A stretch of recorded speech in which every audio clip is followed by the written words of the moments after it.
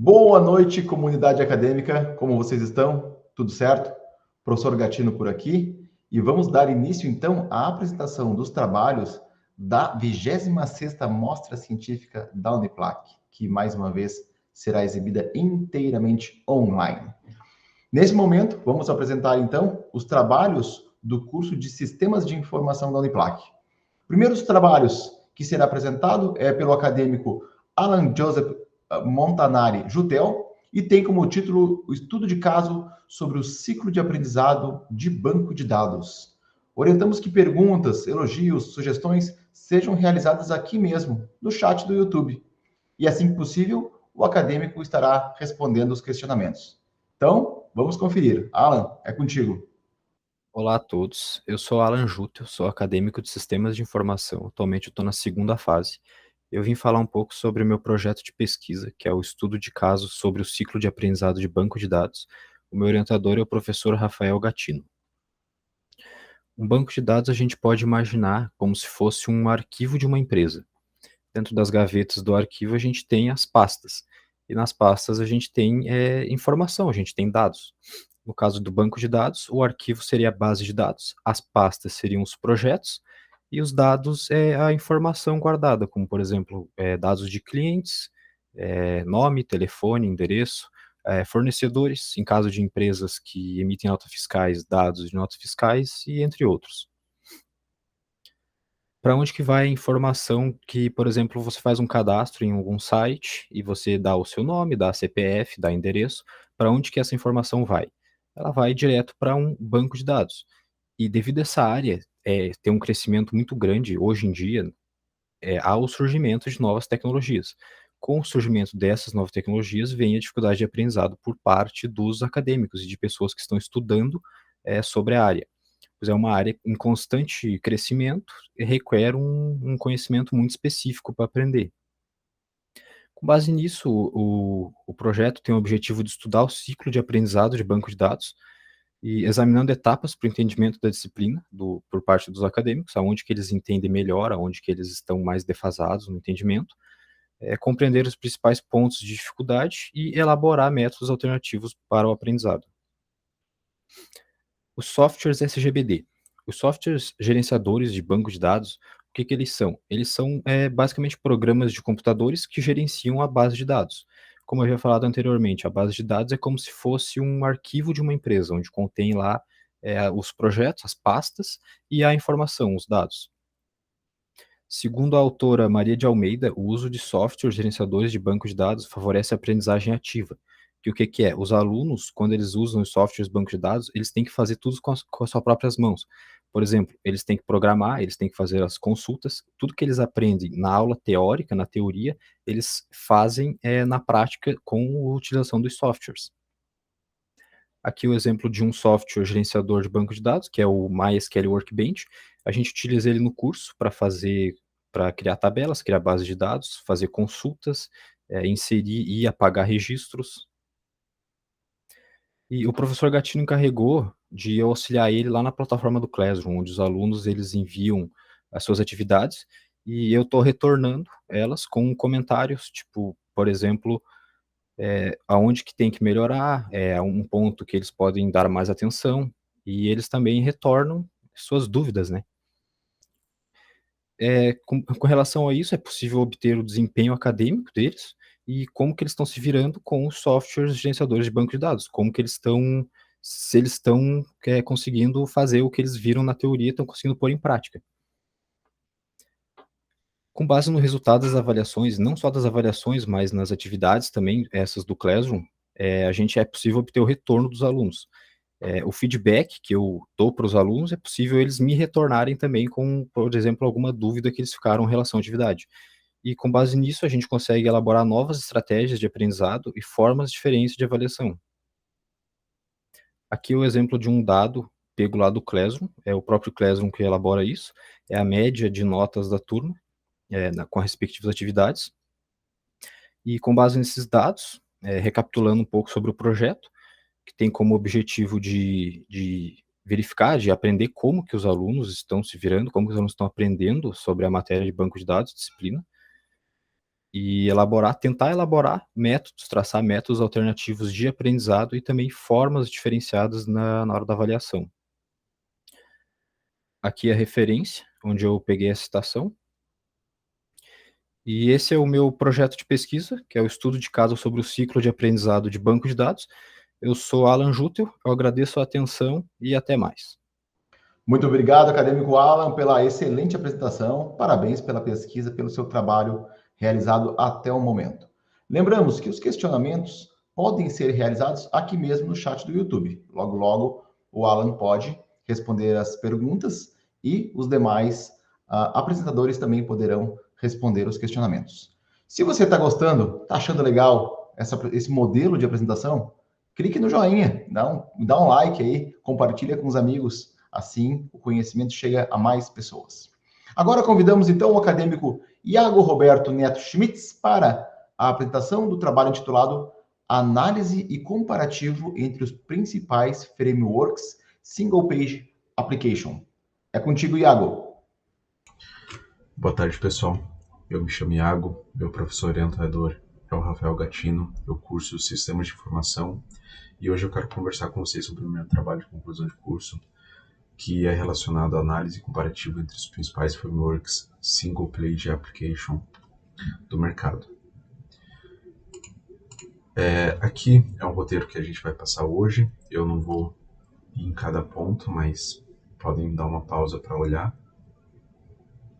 Então, sobre a apresentação. Segundo a União Internacional de Telecomunicações, em 2021, o mundo atingiu 5 bilhões de conexões de pessoas acessando a internet, cerca de 63% da população mundial. Então, isso representa cerca de 17% desde 2019, e isso traz muitas demandas relacionadas à internet, né? Para suprir a necessidade de todos os usuários, foi necessário criar soluções e tecnologias para que a informação seja entregue de forma eficiente e fluida. Uma dessas foi o framework de Single Page Application, que eu vou comentar com vocês hoje, que a gente vai conseguir entender melhor nos próximos slides. O que é um Single Page Application, não? Um framework Single Page Application? Bem, como a gente pode ver ali no gráfico, tem o framework tradicional e o SPA, que é o que a gente chama de Single Page Application.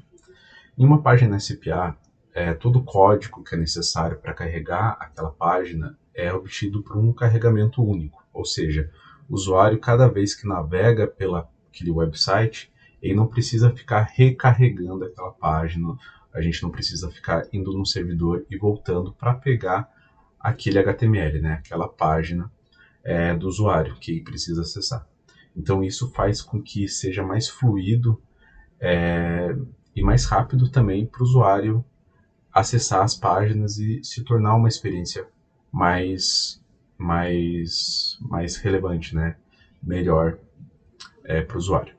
Então, é isso que o SPA faz. Ele faz um carregamento único quando você entra na página e depois, quando você navega, ele não precisa ficar recarregando toda vez para pegar aquelas páginas que são mais pesadas, né? A gente só recarrega a informação e não a página em si, como dá para ver aqui no gráfico da arquitetura tradicional.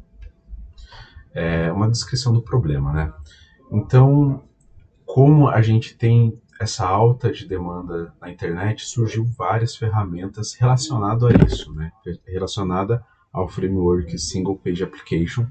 E aqui eu peguei algumas notícias para salientar isso, que surgiram tantas ferramentas que hoje o desenvolvedor novo não consegue mais saber por qual ferramenta começar, porque tem várias ferramentas Single Page Application que acabam confundindo a mente do desenvolvedor novato na área. Então, a descrição do problema atual será que atualmente é possível determinar qual framework se sobressai no mercado entre o cenário mais corriqueiro? Ou seja, o que eu quero dizer com isso é que será que a gente consegue dizer qual framework é o ideal para aquela pessoa que quer começar um desenvolvimento de um site ou algo semelhante num cenário mais normal, né? Não muito fora da curva. Então aqui os meus objetivos com esse trabalho é definir os frameworks SPA, Single Page Applications, com a maior relevância no mercado, avaliar o cenário mais comum no desenvolvimento web, implementar protótipo com os frameworks escolhidos, realizar testes comparativos com o protótipo desenvolvido. Então eu quero fazer uma pesquisa entre os frameworks mais relevantes e os mais famosos também, que nem sempre é a melhor opção para você. Por ele ser famoso, pode ser que tenha outras coisas que servem melhor para o seu propósito. Então a justificativa é aquilo que eu já tinha comentado um pouquinho, surgiu muitos frameworks com o mesmo propósito e com o mesmo objetivo, aparentemente, né? Então o desenvolvedor acaba não sabendo por onde começar.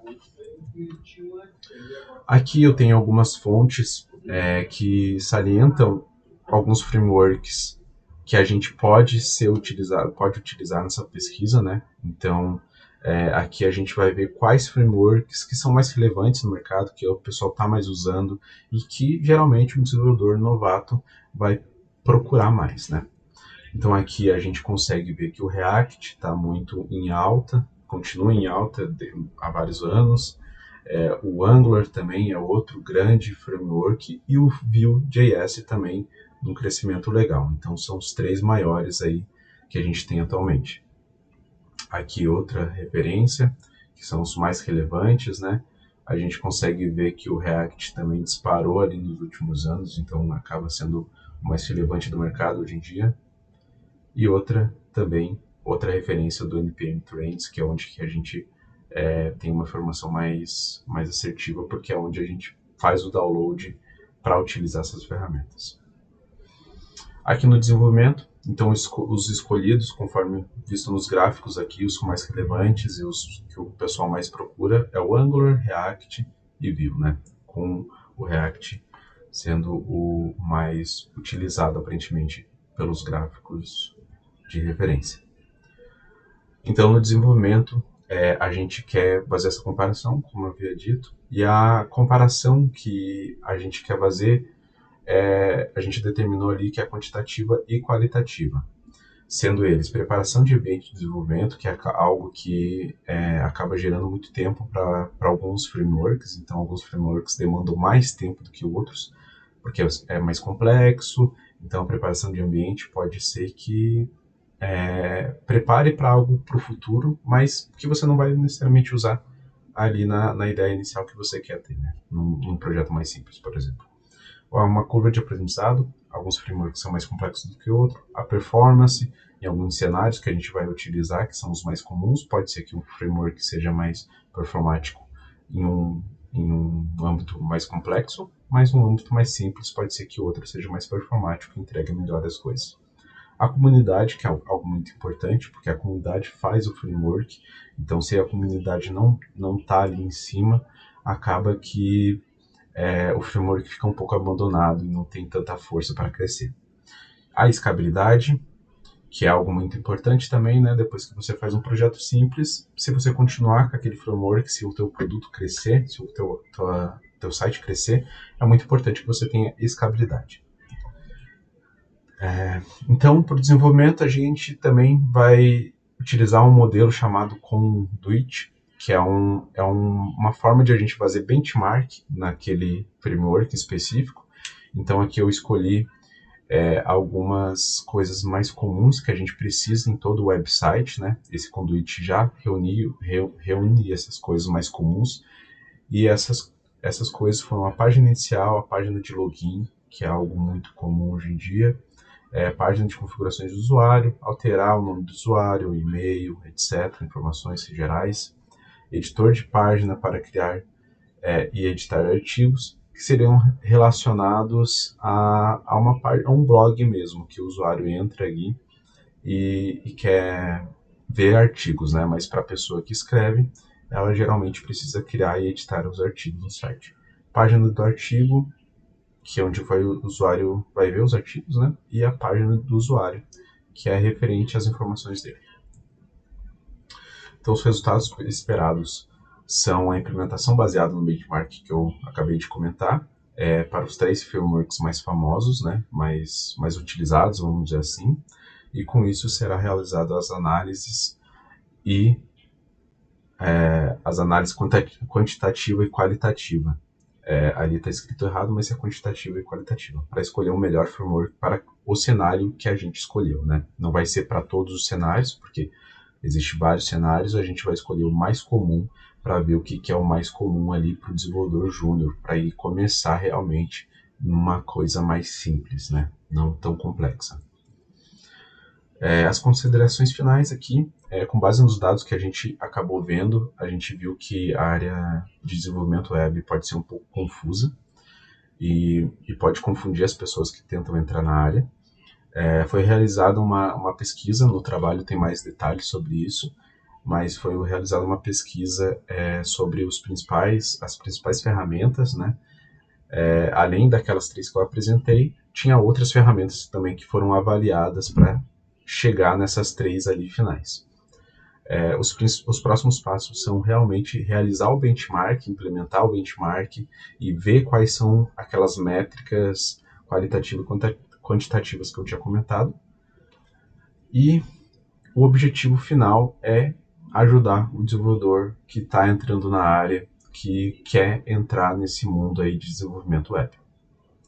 Aqui são algumas referências, caso queiram consultar. E é esse o trabalho que eu fiz em conjunto com o Rafael Gatino ali. Qualquer dúvida pode entrar em contato. Obrigado. Muito obrigado ao acadêmico Iago, parabéns pela pesquisa e pela apresentação do seu trabalho. Se você está achando legal esse modelo de apresentação online, sugerimos novamente, clica no joinha, compartilha com os amigos. Qualquer questionamento, deixe aqui nos comentários do YouTube e logo, logo o acadêmico poderá responder os comentários. Ficamos muito felizes com a sua participação. Agora convidamos o acadêmico, então, Edmundo Stefenon Perim, para a apresentação do trabalho intitulado Compreendendo Técnicas de Inteligência Artificial Utilizadas nos Jogos. É contigo, Edmundo. Boa tarde a todos, me chamo Edmundo Stefenon Perim e hoje vou apresentar o trabalho chamado Compreendendo Técnicas de Inteligência Artificial Utilizada nos Jogos. Um breve roteiro de como será a apresentação. Nessa apresentação irei falar sobre o surgimento dos jogos eletrônicos, o que é inteligência artificial, algumas técnicas de inteligência artificial, vou falar sobre a plataforma da Unity e o desenvolvimento de agentes inteligentes. Hoje em dia, os jogos estão em alta com o mercado mundial. Com o avanço de tecnologia, surgem novas formas de fazer jogos novos e mais atrativos ao público. A inteligência artificial constitui uma das principais formas de realizar grandes mudanças nesses jogos e trazer grandes novidades, né? Mas o que é inteligência artificial? O que ela traz de novidade para o jogo? O objetivo desse trabalho é aplicar técnicas de inteligência artificial no desenvolvimento de um jogo, utilizando a plataforma da Unity, realizar o levantamento histórico, identificar aspectos de inteligência artificial nesse segmento, realizar concepção da proposta através de técnicas de modelagem para jogos, desenvolver agentes inteligentes com vários estilos de inteligência artificial. A inteligência artificial ela tem como objetivo simular a capacidade de raciocinar, tomar decisões e resolver problemas. Ela vem sendo utilizada nos jogos praticamente desde o começo, pois é ela que dá vida ao jogo. Com o avanço da inteligência artificial, surgem novas técnicas para ser implementada a inteligência artificial. Também tem alguns autores que trazem que a inteligência artificial é diferente das que são estudadas na universidade para as que são aplicadas aos jogos. E realmente são, por questões de princípios. A IA para jogos, ela é mais focada no modelo de negócio, onde a real função é tornar o jogo mais interessante. Já a IA estudados na universidade, ela traz como função, ela é mais focada em resolver problemas difíceis, como, por exemplo, reconhecimento de imagens, e entre outros, reconhecimento de objetos, entre outros. A história dos jogos começou com a criação dos jogos de tabuleiro, por volta da década de 500 anos antes de Cristo. Acreditava que esses jogos eram passagens da alma, que sendo até enterrados com seus donos para que não tivessem tédio infinito. Com o surgimento de novas tecnologias, começou a surgir clássicos nos jogos, como por exemplo o Pac-Man e o Space Invaders, que acabaram sendo reconhecidos mundialmente. O Pac-Man ele é bem interessante, pois foi uma revelação nos jogos. Ele apresentou conceitos novos como power-ups e personalidades para cada personagem. Como por exemplo, a gente tem os 4 fantasmas. Eles são únicos e têm sua funcionalidade própria. Por exemplo, o vermelho, ele tem a função de perseguir o personagem. O azul e o rosa, eles tentam emboscar o personagem. E já o laranja, ele anda apenas aleatoriamente no mapa. A função desses inimigos, ele não é considerado inteligência artificial ainda, pois eles são apenas padrões de movimento. Então, não é considerada ainda inteligência artificial no jogo, né? Mas como vemos, a inteligência artificial ela vem sendo estudada nos jogos desde os tempos antigos. A inteligência artificial já vem estudada bem em tempos antigos, porque ela vem com a ideia de substituir o trabalho manual por um objeto autônomo. O jogo a gente consegue aplicar isso. A gente consegue aplicar esses conceitos. Porque no jogo ele é imposto um comportamento por um agente que geralmente, porque o jogo fica mais difícil, prova um maior realismo. Algumas técnicas dessas que são utilizadas são a máquina de estado finito, que o seu funcionamento ela possui vários estágios que vem sofrendo alterações conforme a regra que são representados por ações no jogo. O pathfinding, ele calcula um ponto a outro e procura o melhor caminho a ser percorrido desviando dos obstáculos, né? A árvore de decisões, ela permite encontrar a melhor sequência a ser percorrida, que apresenta o melhor resultado. E a rede de neurais, ela funciona como os neurônios humanos, ou seja, ela é aplicada uma entrada, ela percorre a rede, tenta se adaptar melhor e assim gera uma saída. Tipo, ela percorre a rede para se adaptar aos requisitos pedidos, né? E assim gera uma saída. A plataforma da Unity. A plataforma da Unity, ela é uma engine de desenvolvimento de jogos que é mais utilizada no mercado hoje. Ela predomina no mercado 45% dele. Mas por que ela é tão utilizada assim? É por questão de ela ser de fácil aprendizagem. Ela torna-se a porta de entrada para programadores iniciantes. Ela disponibiliza várias funções como tutoriais, assets e vários conteúdos que facilita seu uso. Ela também disponibiliza o pathfinding, com um componente dentro dela chamado Navigation. E esse componente ele consegue mapear o terreno inteiro do jogo e diz quais são os obstáculos, o que não é, o que é terreno e onde você consegue andar. Assim ele facilita bastante na criação de movimentação no jogo. Como por exemplo nesse código abaixo, a gente consegue ir de um ponto a outro, assim, percorrendo o melhor caminho e desviando obstáculos. De forma mais simplificada, né? Falar um pouquinho sobre a técnica de árvore de decisão. Nessa técnica, a gente vai fazer que o NPC escolha entre 3 ações. Ele irá se esconder caso o jogador esteja olhando para ele. Ele irá persegui-lo, o jogador, caso o jogador não esteja olhando para ele. E ele irá apenas andar aleatoriamente caso o jogador esteja longe dele. A seguir veremos 2 quadros que dirão que determinarão para que o NPC se mova, persiga e para que ele ande apenas de forma aleatória. O quadro 2 é o quadro da perseguição e o quadro 3 é apenas do vagar. No próximo mostrarei mais 2 quadros. No quadro 4 ele irá fugir do jogador, e no quadro 5 ele irá tomar essas decisões. Ele escolherá qual decisão tomar. Como foi estipulado, quando ele estiver perto do jogador e o jogador esteja olhando para ele a um ângulo de 60 graus, ele irá fugir do jogador. Caso ele não cumpra esse requisito, ele irá apenas segui-lo, o NPC irá apenas segui-lo, caso o jogador não esteja olhando para ele, no caso, né? E se o jogador estiver longe dele, ele apenas acaba ganhando aleatoriamente. O quadro 4 é o exemplo dele fugindo do jogador, e no quadro 5 é onde ele toma essa decisão. Como podemos ver, a inteligência artificial ela é de suma importância no desenvolvimento de um jogo, porque ela determina a imersão do mesmo. Ela consegue facilitar, consegue dizer várias propostas, vários modelos diferentes que conseguem ser feitos no jogo. Existem vários passos no desenvolvimento de um jogo, desde a história, desde a engine que vamos utilizar, vai ser utilizada para ser melhor implementado no jogo, e desde um caminho a ser seguido, um estilo a ser seguido do jogo. Como podemos ver, desde cedo já é utilizado técnicas de inteligência artificial nos jogos. E elas são aprimoradas conforme o tempo. Provavelmente o futuro da inteligência artificial nos jogos vai ser o machine learning. O machine learning é a aprendizagem de máquina, que seria a máquina aprendendo conforme o jogador vai jogando. Esse é o futuro para os jogos. Algum referencial teórico agora? E muito obrigado pela atenção.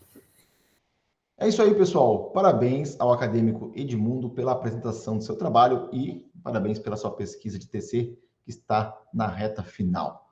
Aproveito para parabenizar todos os acadêmicos do grupo de trabalho do curso de Sistemas de Informação, bem como todos os acadêmicos participantes dessa 26ª Mostra Científica. Parabenizo também a equipe organizadora da Mostra Científica, toda a comissão de edição de vídeos, de inscrições, de certificados, muita gente trabalhando para que esse evento seja um sucesso, como sempre foi.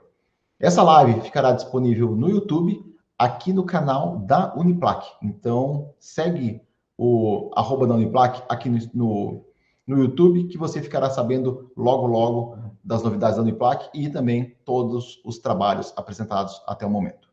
Sendo assim, agradecemos então a você que nos assistiu e toda a comunidade acadêmica. Um forte abraço e nos vemos na próxima Mostra Científica.